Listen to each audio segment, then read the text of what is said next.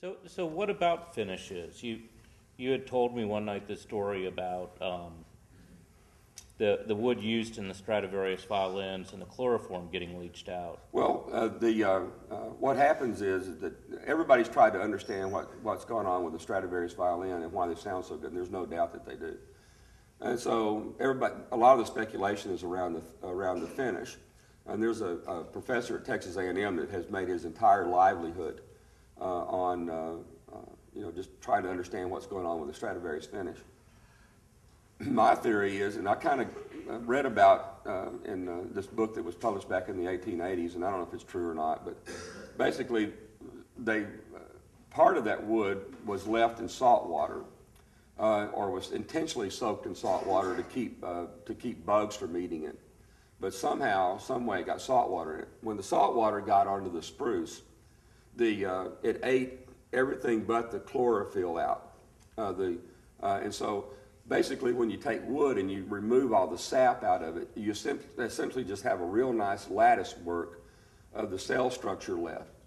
So that when you put a finish on it, the finish goes into the holes that are left from the sap going out. Everybody knows that old wood sounds better than new wood, and so my theory has always been that what's causing it, is that as the chlorophyll dries out of that's probably not the right word either, but it's dries out of the wood, that allows a place for the lacquer to go, and if the lacquer and the wood become one piece, it sounds better. Every old Martin guitar that you see, and you hold it up to the light, you can see the grain, the ripple of the grain in it. Whereas you go get a brand new one, they're just as smooth as glass. And so my sort of theory has been that over the years, somehow that lacquer has been leaching down into the wood. And so what I've done to speed that process up is that I coat the top of the guitars with a hateful chemical. I'm really sure it's carcinogenic. Something that's like toluene and the mineral spirits and other stuff. You see this little white stuff that's on here? That's that stuff that's dried out of the wood.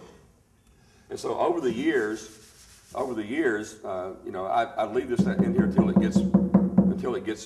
until I believe I've got as much of that out of there as I can. The first time I put a coat of lacquer on this, you will swear it's never had a coat of lacquer on it. It will suck every bit of it up into the wood, 100% of it into the wood. I'll have to finish this guitar, 13, 14 times before I get the lacquer to set up on the top of it. And so, that's just my theory of what causes the top and the finish, to get into the top. So, anyway, this is another one of my just trying to check stuff out. I don't know if it's right or wrong. I'm really sure there's some luthier up at Martin right now that's just spinning around, mad about this because that's probably wrong. But who knows? I'm just experimenting. Well, I've sort of noticed that if you ask 10 luthiers how to do something, you'll get about 35 answers. Yeah, that's the truth there. Yeah, nobody knows the answer. That's why it's such a great mystery, to try to figure out what it is that makes them tick. And I don't know that I've got any special skills in it. It's just that I just want to get into the fray, that's all.